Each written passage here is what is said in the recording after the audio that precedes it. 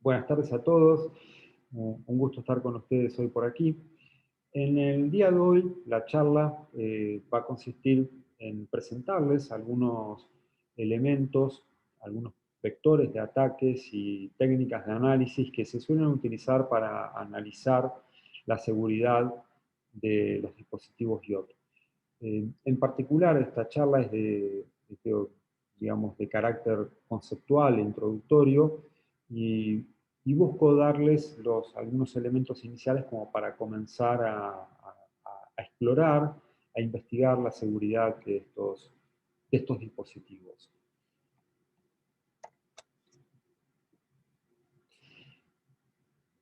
Bien, el IoT se trata básicamente de un concepto que se refiere a la interconexión digital de todo tipo de objetos a Internet o a alguna red, y en particular a aquellos que ni siquiera nos imaginamos que pueden tener algún tipo de conexión.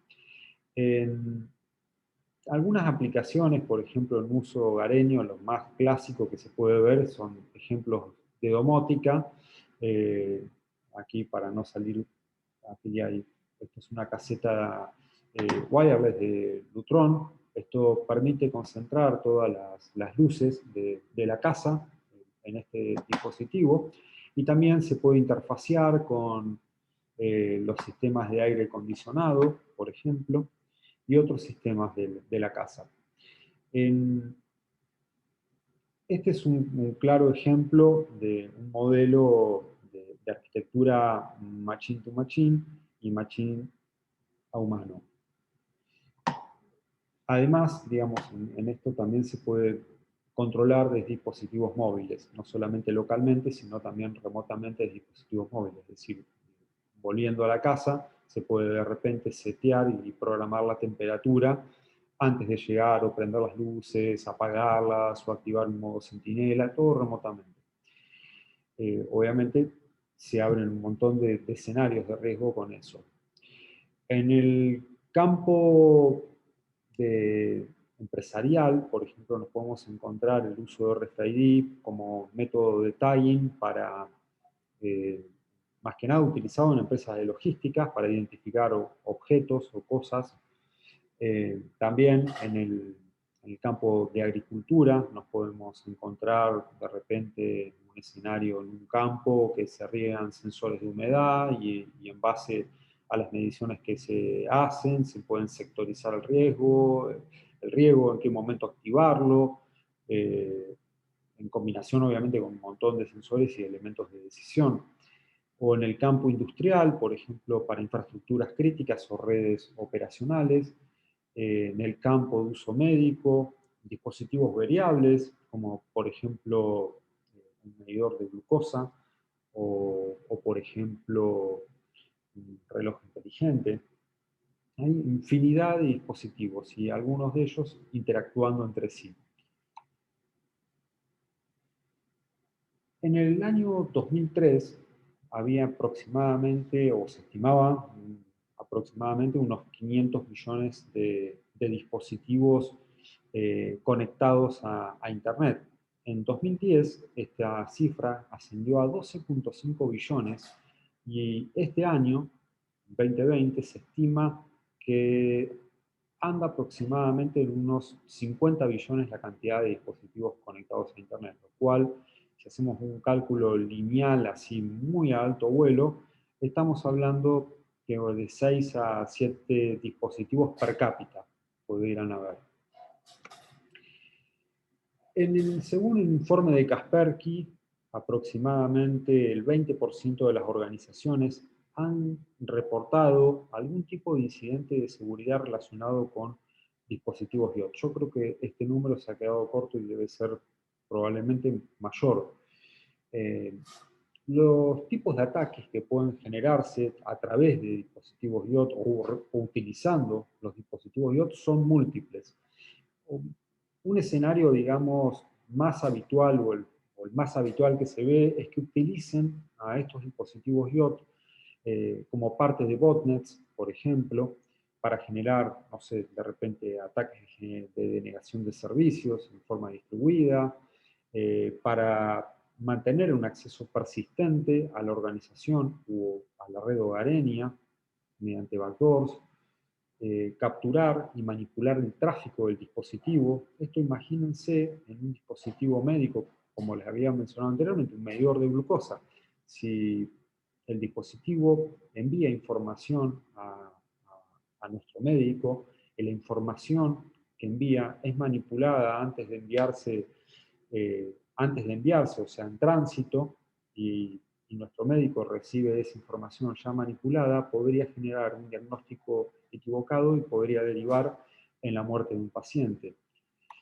O sea, los riesgos van mucho más allá de los riesgos solamente tecnológicos como tales. En una arquitectura básica de IoT nos podemos encontrar con algo como se ve en la presentación. Digamos, en capa de hardware, que sería la cosa como tal. La cosa va a tener un firmware, sistema operativo. Puede o no tener algún sensor o más de un sensor. Y de alguna manera, estos dispositivos nos van a presentar algún tipo de interfaz de aplicación y van a tener algún elemento de comunicación, algún protocolo de comunicación, que habitualmente en estos dispositivos suelen ser protocolos inalámbricos. Probablemente nos vamos a encontrar que estos dispositivos van a enviar información a un servidor que va a actuar de interfaz hacia nosotros, o nos va a proveer algún tipo de API para interactuar con estos dispositivos. En otro esquema pudiéramos encontrar aquí otros dispositivos IoT hablando entre sí, con otros protocolos de comunicación, y aquí podríamos encontrarnos también con un dispositivo mobile, que el dispositivo nos reporte a un dispositivo mobile y desde el mobile poder hablar o interactuar con los dispositivos IoT con los cuales estemos interactuando, a través de una Cloud API o de servidores de backend interfaceados. O sea, hay, digamos, infinidad de esquemas. Ahora, entrando ya como en materia, vamos a analizar, voy a presentar, digamos, algunos vectores a nivel de hardware. Un fallo muy común en este tipo de dispositivos es que dejan o se pueden encontrar los protocolos de comunicación internos habilitados o disponibles en las placas, como por ejemplo WART, SPI y OC. Los puertos de comunicación suelen ser utilizados por los desarrolladores como consola de debugging del dispositivo. Y también permitiría a los usuarios de alguna manera conectarnos o interactuar con la placa y ver los registros de la consola. Vamos a poner el ejemplo de WART. La interfaz WART se puede utilizar tanto como interfaz de debugging o para visualizar los logs, y también es posible utilizarlo como consola. Y es posible que si se utiliza como consola, sea uno de los medios con los cuales se pueda obtener shell digamos, al sistema operativo del dispositivo, o incluso alguna shell de root. En algunos casos, quizás hasta sin credenciales, estás directamente, te conectas por serial y ya tenés shell de root en el dispositivo. ¿Qué necesitamos? Básicamente lo único que necesitamos es un conversor, un adaptador USB a WART, que es como el que se ve en la presentación, este de aquí, que es un dispositivo como estos que cuestan, este cable cuesta $3. De este lado está el pinout que hay que conectar en la placa. Y bueno, lo otro que necesitamos, aparte de tener este cable, esta interfaz, es tener acceso físico al dispositivo o a la placa. Y en el mejor de los casos, podemos tener la suerte que dentro de la placa nos vamos a encontrar con, digamos, identificadas o nomenclados los pines del WART. En el mejor de los casos. Si no está nomenclado, bueno, tocará descubrirlos. La forma de conectarnos es básicamente cruzada, o sea, TX-RX, RX-TX, ground-ground, Y hay un cuarto pin que es opcional, que es el de voltaje continuo, que puede ser 3.3 volts o 5 volts. Una vez que ya tenemos identificados los puertos, los pines, perdón, y estamos conectados, tenemos que identificar la velocidad del puerto. Eh, para eso nos podemos apoyar en una herramienta Baud-Rate, está desarrollada en Python, es una herramienta muy simple pero efectiva, que nos permite identificar rápidamente el Baud-Rate del puerto. Si no, podemos probar que habitualmente nos vamos a encontrar con una velocidad de 115.200 bps o de 9.600 bps en modo asíncrono. En modo asíncrono significa que son 8 bits, ningún bit de paridad y un bit de parada. Otra alternativa es explotar JTAG. JTAG es una interfaz de hardware común que proporciona una forma de comunicarnos en forma directa con los diferentes chips de la placa. Por lo general, JTAG mantiene 5 pines que están agregados al chip y está diseñado de manera tal que varios chips dentro de una tarjeta, de una placa, pueden tener sus líneas de JTAG conectados a un daisy chain y una sonda de testeo sin necesidad de tener más de un puerto. O sea, con un solo puerto podemos interactuar con todos los chips que estén conectados en el circuito impreso y que estén conectados en el JTAG, en el daisy chain. ¿Bien? Una vez ¿qué es lo que podemos hacer una vez que ya estamos interfaceados? Nuevamente, en el mejor de los casos, se nos puede dar de que la placa como tal tiene identificado el pinout. Si no lo tiene, tocará descubrirlo. Una vez que estemos interfaceados, ¿qué es lo que podemos hacer? Bueno, vamos a poder leer o escribir la memoria, vamos a poder establecer breakpoints de ejecución, vamos a poder inyectar instrucciones en los chips, vamos a poder hacer una extracción del firmware, del EEPROM, del flash, o bypassar protecciones que se mantengan, como por ejemplo checksums, credenciales, cifrados y otras. El JTabulator es esta placa que se ve acá, es una herramienta open source que nos permite descubrir las interfaces OCD, On Chip Debug, a partir de varios test points, o vías o paths de un device. Y también soporta WART, o sea, podemos apoyarnos en este elemento de hardware para identificar el pinout correcto de JTAG. Algunas otras herramientas en las cuales podemos utilizar es OpenOCD y OR-JTAG. Estas las utilizamos obviamente cuando ya estamos interfaceados. Otro dispositivo, perdón, otro vector de ataque es Physical Tampering, que básicamente Physical Tampering es una alteración física del dispositivo como tal. Esa alteración física puede involucrar modificar el dispositivo a nivel de hardware o agregarle algún componente, quitarle algún componente o directamente cortar la energía de alguno de sus componentes. Y eso ya entraría dentro de la categoría de vectores de ataque de Physical Tampering. Un ejemplo así bien clásico de esto es un skimmer de un cajero automático. Eso es un Physical Tampering. Bien, ahora yendo hacia, estábamos en la capa de hardware, vamos a subir un poco y vamos a ir a la capa de firmware. En cuanto al firmware, lo primero que hay que hacer es tratar de obtenerlo, ese es el primer paso. ¿Cómo lo podemos obtener? Bueno, buscamos en la página del fabricante y nos descargamos el firmware. Si no está disponible en la página del fabricante, podemos tener éxito de repente en algún foro. Si no lo encontramos allí, podemos recurrir a otras técnicas como, por ejemplo, hacer un dump del dispositivo, o sea, perdón, capturar el tráfico del dispositivo como se está actualizando, o sea, el tráfico OTA, over the air, al momento de actualizarse, y ahí podemos hacernos del firmware, o podemos a nivel de hardware, si tenemos acceso físico, intentar extraer una copia del firmware como les comentaba en el slide anterior.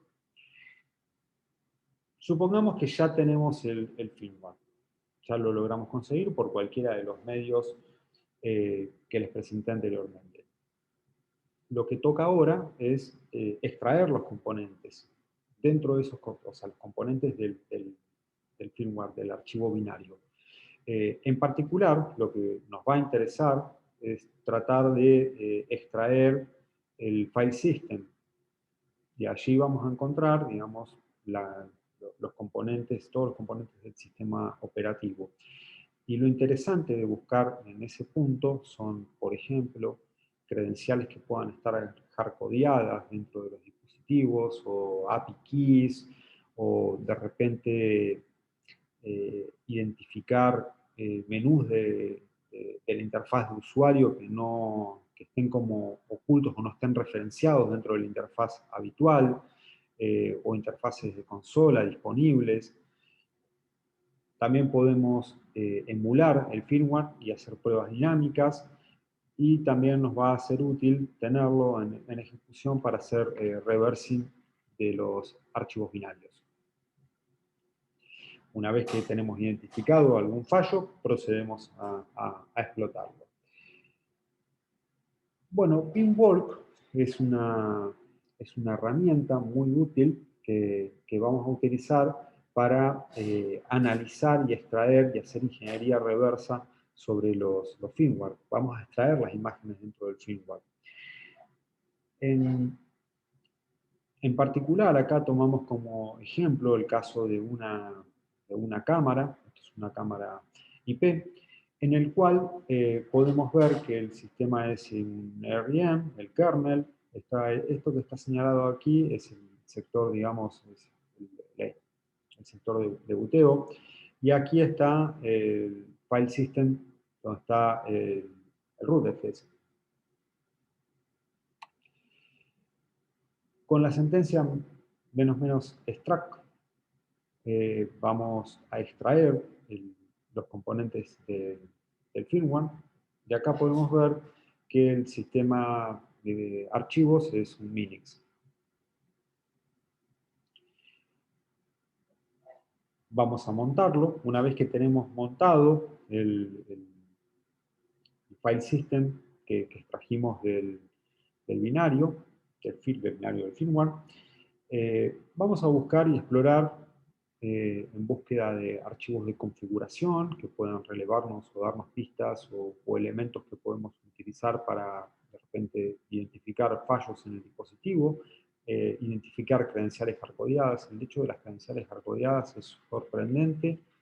eh, digamos, el alto porcentaje de estos tipos de dispositivos que tienen credenciales hardcodeadas por ahí, o que han quedado dejados ahí, abandonados por los desarrolladores. Buscar binarios relevantes que de alguna manera podamos tomar y sacar provecho. El archivo factory default es uno de los archivos que nos llamó la atención al abrirlos. Este archivo básicamente se ejecuta o, digamos, se instala cuando se hace un hard reset del dispositivo y lo restablece a todos los valores de fábrica. Abriendo el archivo, digamos, descomprimiéndolo, nos encontramos uno de los archivos mantiene credenciales hardcodeadas de dos usuarios, uno admin y el otro product maker. Están encodiadas en base 64. El usuario admin, es el que está reportado, digamos, en los manuales del vendor y en la documentación del vendor. El otro product maker no está reportado ni identificado en ninguno de los manuales del vendor. Entrando a la interfaz gráfica, digamos, entramos a la interfaz web del dispositivo, y mirando a los usuarios nos damos cuenta que el usuario Product Maker no existe en la interfaz. Sin embargo, aquí abajo no podemos ver cómo nos logramos autenticar con el usuario Product Maker, y esta es la contraseña FTBS Banner Code, y autenticó perfectamente. Sin embargo, en la interfaz del usuario no está reportado este usuario. Esto termina transformándose en un backdoor, básicamente. Eh, y esto es muy habitual, como les decía, en dispositivos IoT, encontrarnos con estas situaciones. De hecho, está como puesto número 1 en el top 10 de OWASP para dispositivos IoT. En muchas ocasiones, los fabricantes dejan hardcodeadas estas credenciales por diferentes propósitos o fines, como por ejemplo para soporte, para pruebas, en otros casos por descuido de desarrollo, y esto termina, como les decía, convirtiéndose en un potencial issue o backdoor, que en este caso, como en este caso que les presenté.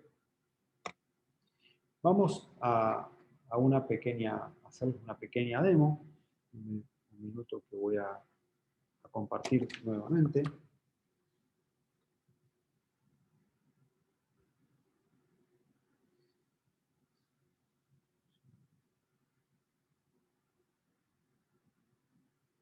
Ok. Bueno.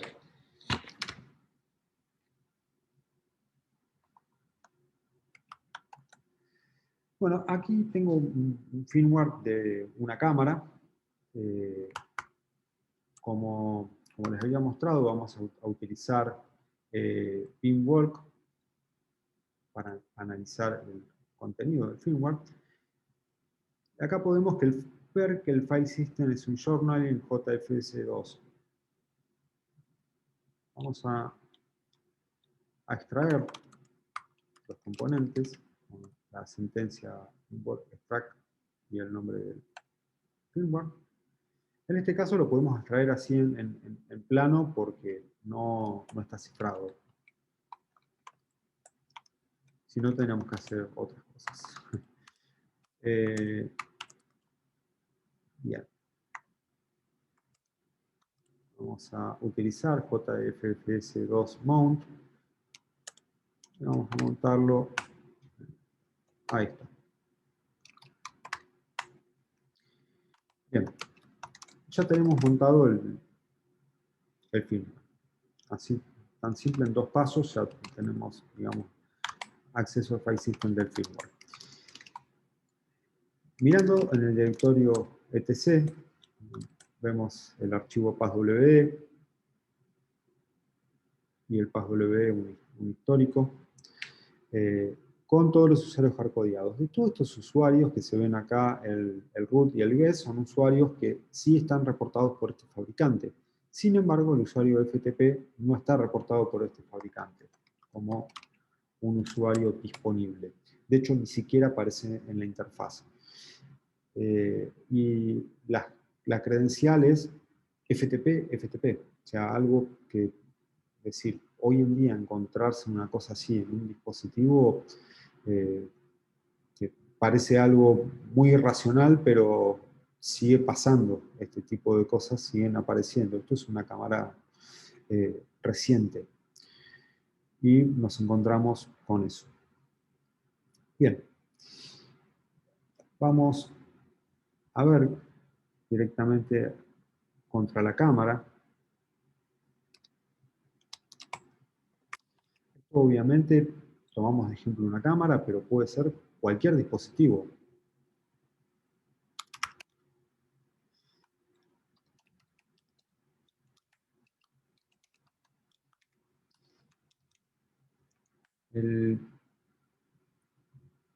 Con este IP está corriendo. La cámara, ya lo tenemos identificado, tiene un puerto, que este es el 168, que en realidad, bueno, ahí corre un telnet encima. Y nos podemos conectar con el usuario que habíamos identificado. Ahora bien, ¿qué es lo que pudiera hacer un atacante con esto? O sea, en este caso fue algo bastante trivial, encontramos un usuario trivial, y pudimos conectarnos al dispositivo sin que este usuario esté documentado dentro del manual del fabricante. Ahora bien, ¿qué es lo que pudiera hacer un atacante que logra identificar este tipo de situaciones? Bueno, básicamente, prácticamente cualquier cosa, desde anular las cámaras o utilizarlo de salto para las redes internas o instalar algún tipo de backdoor para mantener acceso y asegurar la persistencia de acceso a la red, porque sinceramente no se le suele prestar atención a este tipo de dispositivos y terminan convirtiéndose en un punto de entrada y salida de atacantes y además suelen no ser vigilados ni monitorizados. Estos dispositivos por lo general no se monitorean. Bien, vamos a utilizar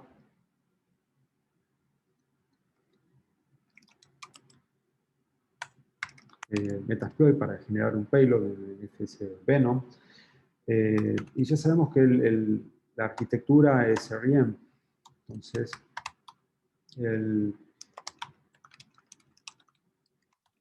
vamos a utilizar G-Reverse TCP,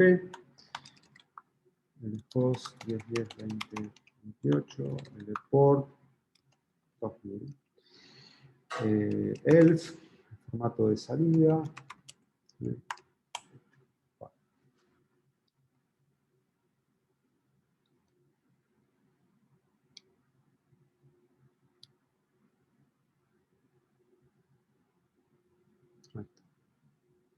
Bien, ahora vamos a copiarlo al dispositivo utilizando Netcat, vamos a poner un listener y vamos a mandarlo al dispositivo.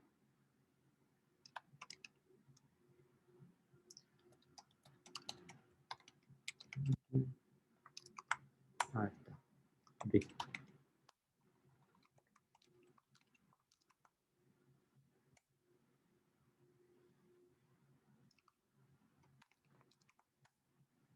Bien. Vamos a probar. Persistencia. Conecta. Ya conectó. Bien. Habitualmente lo que podría hacer un atacante en este escenario es instalar algún otro tipo de malware, por ejemplo, algún tipo de botnet. Los invito a ver la charla de Hubert, que habla sobre botnets. El título de la charla es C2, el maestro de las mascotas. Ahí les puedo dar una buena idea qué tipo de elementos sofisticados se pueden instalar en estos tipos de dispositivos. Por ejemplo, hasta comandarlos desde WhatsApp, Telegram. Acá simplemente el concepto de demo pusimos un payload simple. Ahí está.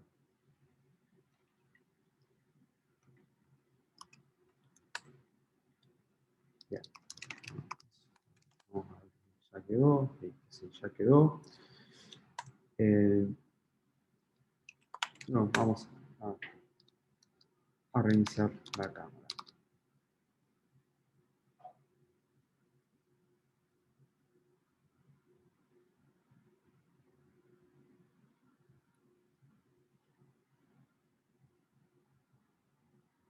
Y ahí llegó la conexión. Bueno, esto de alguna manera asegura la persistencia en cada reboot. Bueno, voy a... Listo. Bueno, entonces lo que vimos recién es básicamente cómo desempaquetar un firmware, cómo montar el file system que logramos extraer y cómo generamos un payload simple con Metasploit y lo cargamos dentro del dispositivo para asegurar, digamos, la persistencia de acceso. Ahora, permítanme que vuelvo a compartir la presentación.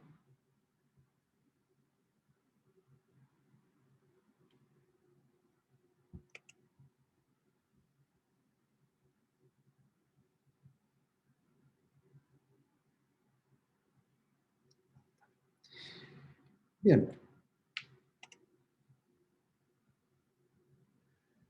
Bueno, ahora vamos a hablar un poco de los componentes de radio. Eh, digamos, la tecnología de los dispositivos IoT permite el uso de varios protocolos de comunicaciones, como les había mencionado anteriormente, para asegurar la comunicación entre los objetos. Es decir, dependiendo del propósito, los objetos pueden intercambiar información o datos entre sí según el propósito. ¿Bien? Algunos de los protocolos de RF más comunes que digamos, que encontramos. Tenemos, bueno, Bluetooth Smart o Low Energy, que básicamente es de corto alcance y opera en 2.4. Zigbee también es utilizado desde corto alcance, pero ya puede ser a escala de un edificio o una casa, y suele ser muy utilizado en temas de domótica. LoRa, por ejemplo, LoRa se utiliza son dispositivos de largo alcance para IoT y machine to machine. Se utilizan redes regionales, nacionales e incluso globales, pero requieren de un operador de telecomunicaciones. Y puede también ser optimizado para consumo de baja energía. Tienen múltiples aplicaciones para usos de ciudades inteligentes e industriales. También algunos dispositivos utilizan directamente las redes celulares, 3G, 4G, 5G, para comunicarse dependiendo de la velocidad y nuevamente el propósito. En cuanto al RFID, el RFID es un protocolo muy utilizado también en IoT, donde el uso inalámbrico de campos electromagnéticos ayuda a identificar objetos, básicamente. Las etiquetas de lectura pueden almacenar información y no requieren de energía para funcionar. Los RFID frecuentemente los podemos ver en tiendas, en peajes, en elementos de controles de acceso, o los chips que se instalan en las mascotas. En cuanto a las bandas que suelen ser utilizadas, mayormente son bandas ISM, bandas no licenciadas, y aquí les dejo como referencia simplemente la IA, las tablas. Por ejemplo, en 433 y 434 MHz nos podemos encontrar llaves de muchos vehículos. En 315 MHz podemos encontrarnos los portones de las casas, botones de pánico, alarmas. Bueno, 2.4, 5.8, ya se pueden imaginar. ¿Qué es CDR? Para los que no saben, las siglas del CDR significan software definido por radio, o radio definida por software, perdón. Radio definida por software es un sistema de radiocomunicaciones donde varios componentes que antes se implementaban a nivel físico como tal, a nivel de hardware, hoy en día se pueden implementar a nivel de software. Hace algunos años atrás, pensar en esto era, digamos, era de ciencia ficción. Pero bueno, hoy en día prácticamente todos estos componentes que antes eran a nivel de hardware, hoy pasan a ser a nivel de software, con lo cual también se reduce obviamente sustancialmente el tamaño de los dispositivos. Por ejemplo, se pueden implementar a nivel de software los moduladores, demoduladores, los clocks, los filtros, los mixers, y bueno, otros componentes más. Algunos dispositivos utilizados en CDR más, digamos, más reconocidos o más utilizados, tenemos el Blade RF de Nuance, que es básicamente un transmisor y receptor semiduplex, al igual que HackRF. Los dos hacen básicamente lo mismo, son distintos fabricantes. Y la diferencia entre ellos, principal, digamos, la mayor diferencia, es el rango de frecuencias en los cuales opera. HackRF va de 30 MHz a 6 GHz, Blade RF, el MAN, va de 300 MHz a 3.8 GHz. Luego tenemos otro dispositivo que es este que está aquí, que es el Panda RF. El Panda RF es también un dispositivo SDR. La ventaja es que es de bolsillo, opera de los 300 MHz a los 928 MHz y se puede manejar desde o administrar desde un teléfono celular Android, eh, y ya vienen con, digamos, dentro del software viene con la posibilidad de automatizar ciertas pruebas. Eh, Aquí, bueno, les voy a mostrar, este es el HackRF, el portapack. Con el portapack lo único, o sea, el HackRF está dentro de esto, el portapack es el case más la pantalla y la botonera. Y aquí tengo el Blade RF, en One, que lo vamos a usar más adelante. Bueno, esto es el UberTube. El UberTube es una plataforma de desarrollo open source con componentes tanto de hardware como de software y nos permite experimentar y profundizar en seguridad de tecnologías inalámbricas Bluetooth. UberTube también nos proporciona, digamos, o nos permite realizar capturas de tráfico, inyección de tráfico, desplegar ataques de man in the middle, soporta Bluetooth Low Energy o Bluetooth Smart. Y las conexiones, obviamente, de Bluetooth clásicas. Proxmark, que es esto que está aquí abajo, no la tengo a mano, la placa, pero básicamente es una navaja suiza de RFID. Es un dispositivo que tiene la capacidad de leer y escribir casi cualquier etiqueta RFID y se puede utilizar en modo completamente autónomo o se puede utilizar mediante una interfaz en la PC. Ahora sí, antes de comenzar a jugar con radiofrecuencias, algo muy importante es que puede traer consecuencias legales si se hacen o se generan interferencias en bandas licenciadas y si se generan afectaciones en sistemas críticos. Con lo cual, yo les recomiendo, y están avisados, en utilizar una jaula de Faraday para hacer este tipo de pruebas. Una jaula de Faraday lo pueden construir fácilmente con una malla metálica y un papel aluminio en los contornos, para evitar que las señales se vayan más allá.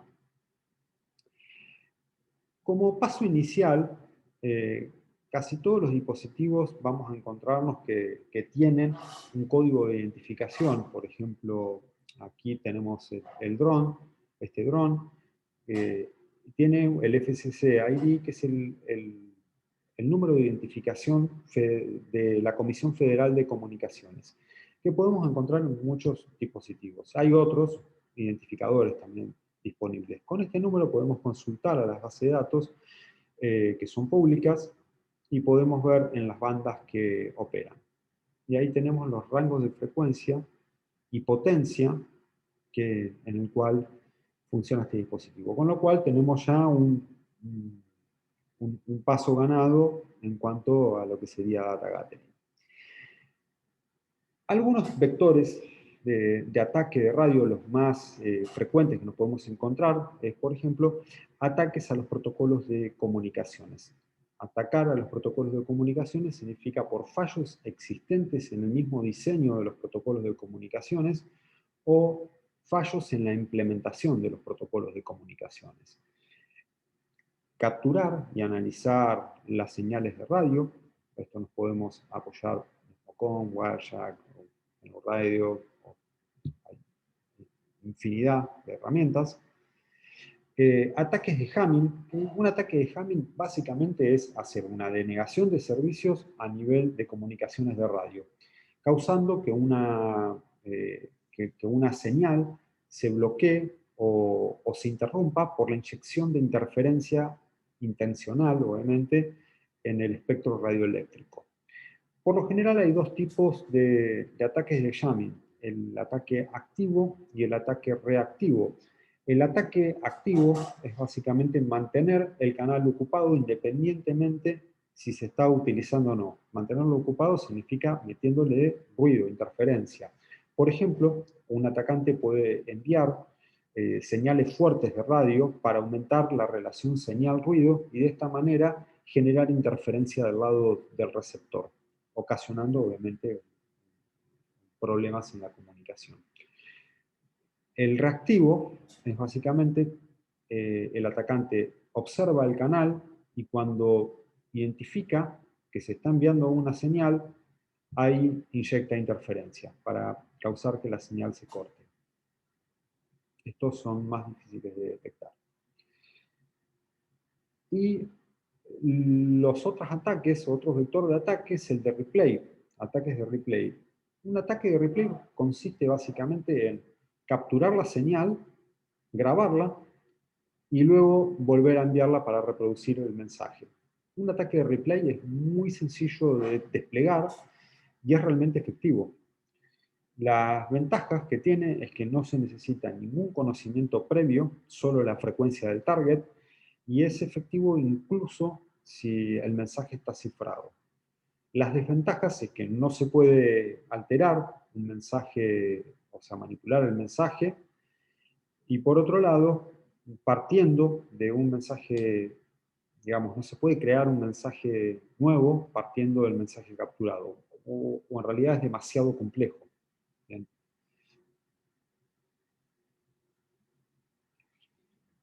Aquí, esto es la interfaz del GNU Radio, esta es la implementación de un,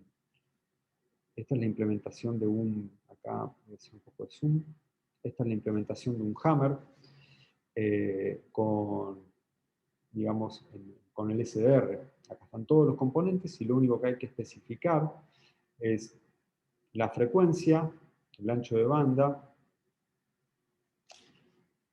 y la ganancia. Bien, vamos a ver mostrarles una pequeña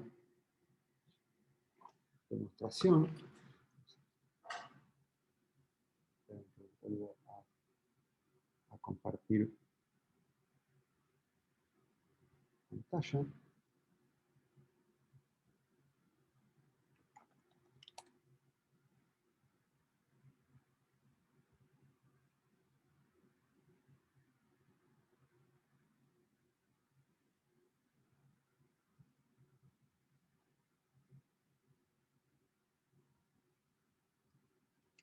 Ok. Bien. Bueno, ahí detrás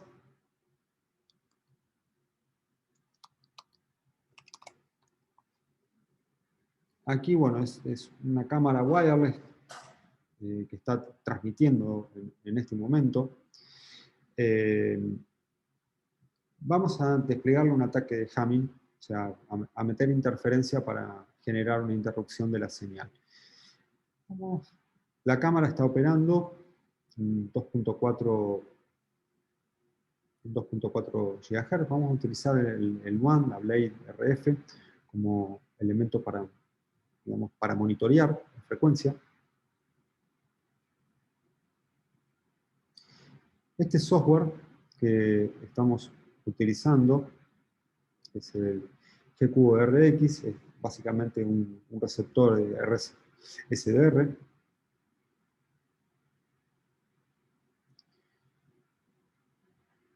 Ya estamos en 2.4, y vamos a comenzar a capturar.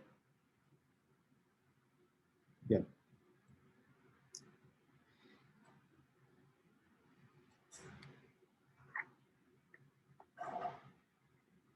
Vamos a utilizar vamos a poner el HackRF, activarlo, ahí está.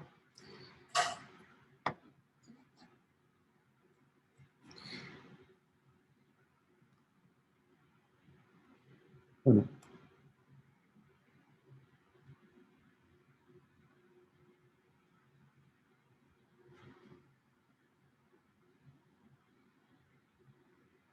utilizando la tool que viene, digamos, elementos HackRF transfer, vamos a especificarles los datos a transferir. En este caso vamos a meter todos los datos que podamos, por eso vamos a invocar al dev random.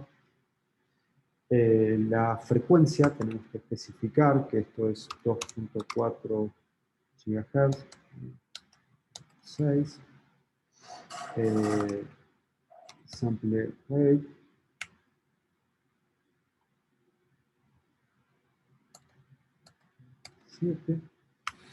y la ganancia. Bien.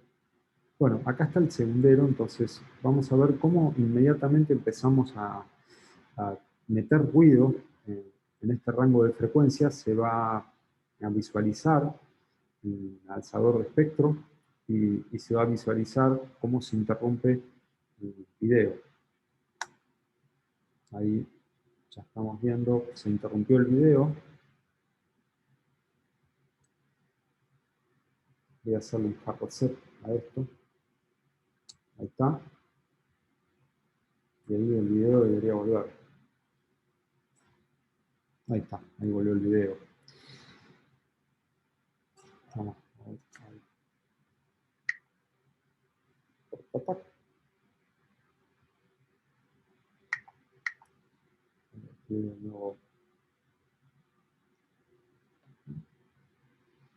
Y volvemos a retransmitir otra vez para certificarlo.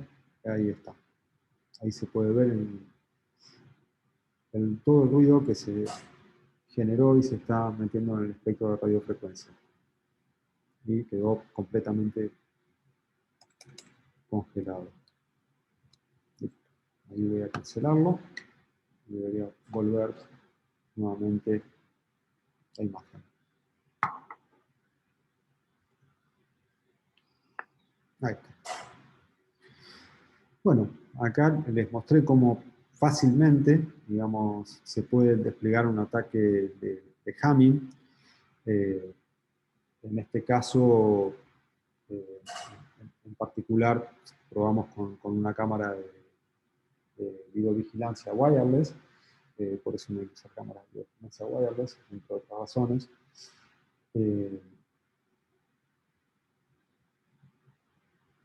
Muy bueno. Bien, vamos ahora a continuar. Yo sé que el tiempo es corto, el tiempo apremia.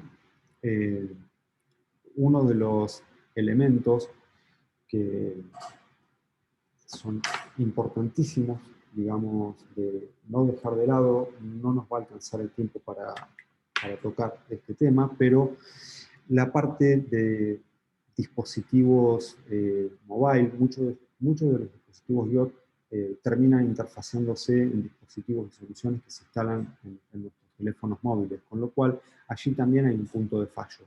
Debemos analizar la seguridad de las aplicaciones móviles que se instalan y que interactúan con estos dispositivos. Habitualmente también estos dispositivos, como les mencioné, del lado del servidor pueden ofrecer, pueden haber web servers que nos permiten interactuar con estos dispositivos, o Cloud API, o web services a los cuales podemos acceder o se encuentran quizás no del todo protegidos y de alguna manera nos pueden afectar en forma indirecta porque nuestros dispositivos se están comunicando con estos servidores o con estas APIs. Y si eso tiene una vulnerabilidad, puede ser un canal de acceso que puede terminar violando nuestra privacidad o convirtiéndose en un potencial punto de acceso a nuestras redes. O el ejemplo que les había mencionado, acá está, que les había mencionado anteriormente, a principios de la presentación respecto a los medidores de glucosa. Aquí hay, este es uno de esos dispositivos Freestyle. Si se alteran los datos en tránsito, esto puede nuevamente generar un diagnóstico equivocado. Con lo cual, estos puntos me parece importante que los analicen también, no los dejen por fuera. De hecho, en los dispositivos IoT hay muchísimos puntos de fallo para analizar. Les dejo también aquí el top 10 de OWASP, de Internet of Things. este es, como les decía, uno de los principales riesgos, no casualmente está primero, de las credenciales hardcodeadas. Bueno, muchísimas gracias a todos. Quedo atento a sus preguntas.